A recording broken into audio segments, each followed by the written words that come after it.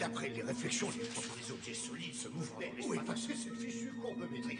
Voyez-vous, nous devrions plutôt et nous pencher très sérieusement sur la question. Le tout est de savoir pourquoi. Mais la clé est dans l'intensité du phénomène lumineux. Oui, voilà, nous y sommes. La luminosité, c'est... Ah! Il y a une fausse croyance très répandue, selon laquelle une noire vaut un temps. Je sais pas ce que vous en pensez, mais moi ça me rend colérique. C'est le moment de rétablir la vérité. Et pour ça, on va commencer par voir ce que c'est un temps. Intuitivement, les temps correspondent à la fréquence à laquelle on a envie de danser. Mais avant d'entrer dans plus de détails, on va parler de pulsation.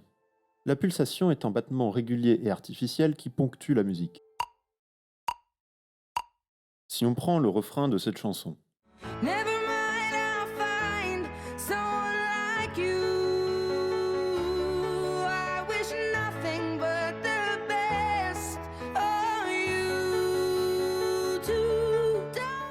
la même chose avec la pulsation, qu'on représente avec des petits bateaux en dessous de la portée.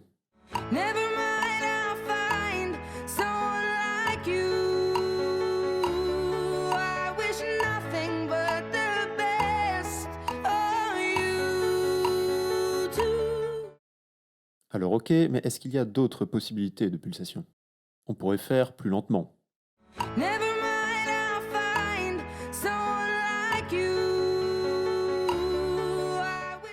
Ça marche un peu, mais c'est trop lent pour le coup. Plus rapidement peut-être?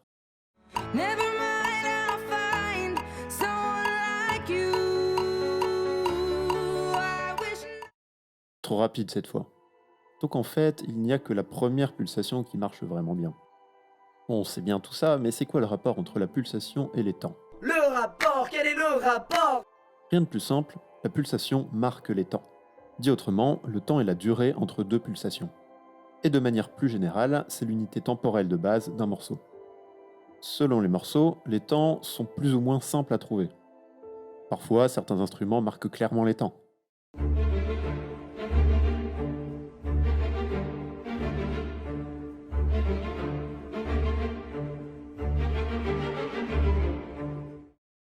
Et dans la musique plus pop, la batterie marque souvent les temps en alternant la grosse caisse et la caisse claire. Tandis que la charlet fait les contretemps. Ce qui donne par exemple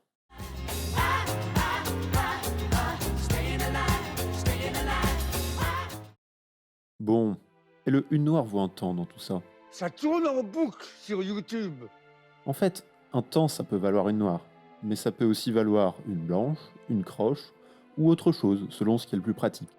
Prenons un exemple.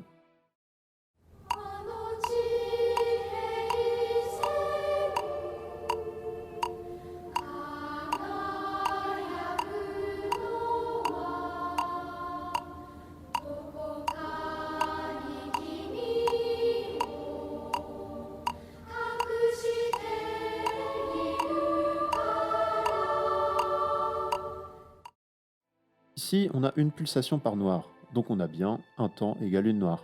Mais si je fais un petit tour de passe-passe, dans ce cas, un temps vaut une blanche. Mais ce que j'ai fait, c'est simplement changer de notation. J'ai remplacé les croches par des noirs, etc. Et ça change à peu près que dalle. Si on compare les deux versions,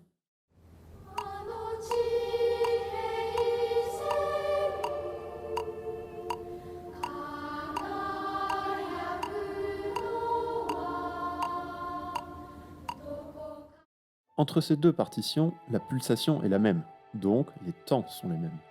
Ce qui change, c'est le symbole utilisé pour représenter un temps.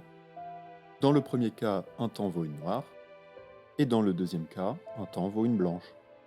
Donc finalement, le une noire vaut un temps, ça revient à comparer deux choses fondamentalement différentes. Le temps, qui a une signification musicale, et la noire qui relève de la notation. Dans l'idée, on choisit l'unité de temps qui rend la lecture la plus simple. Par exemple, on utilise rarement la double comme unité de temps parce que ça devient vite illisible. De la même manière, on utilise rarement la ronde. Mais sinon, on utilisera ce qui est le plus simple à lire et le plus courant. Et en pratique, la majorité des musiques mainstream utilisent la noire comme unité de temps. C'est de là que vient la confusion. Bon, arrivé là, vous êtes peut-être toujours pas convaincu. C'est cela, oui. Oui, c'est cela. On va en remettre une couche. Il y a une catégorie entière de musique dans laquelle l'unité de temps ne peut pas être la noire. Ce sont les morceaux en ternaire. Prenons cette chanson. Alléluia, Alléluia, Alléluia, Alléluia.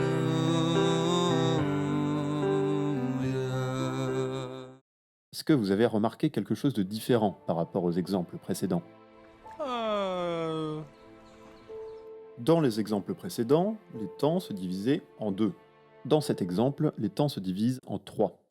Alléluia, Alléluia, Alléluia, Alléluia. De manière plus générale, on parle de temps binaire quand les temps se divisent en deux parties égales. On a vu que dans ces cas-là, on utilise plutôt la noire ou éventuellement la blanche ou la croche comme unité de temps. Et on parle de ternaire lorsque les temps se divisent en trois parties égales. Dans ces cas-là, on va utiliser une unité de temps qui se divise facilement en trois. Ce sera donc la noire pointée, qui dure 3 croches, ou bien la blanche pointée, qui dure 3 noirs, et rarement autre chose. Pour trouver si un morceau est en binaire ou en ternaire, on commence par chercher les temps, puis on voit s'il se divise mieux en 2 ou en 3. Pour être sûr d'avoir bien compris, on va finir avec quelques exemples. Bon, comme il y en a 500 000, j'en ai choisi 3. Dans cette chanson, la batterie permet de trouver facilement les temps.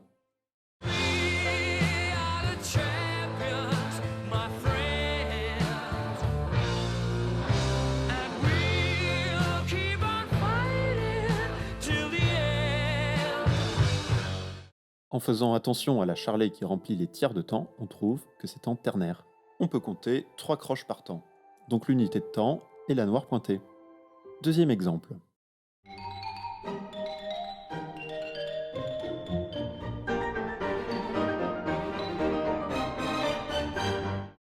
Ici, il n'y a pas d'instrument qui marque clairement les temps, mais ils ne sont pas trop difficiles à trouver quand même. Si on prend n'importe quel temps, on remarque qu'il dure l'équivalent d'une blanche. On est donc en binaire et un temps vaut une blanche. Dernier exemple.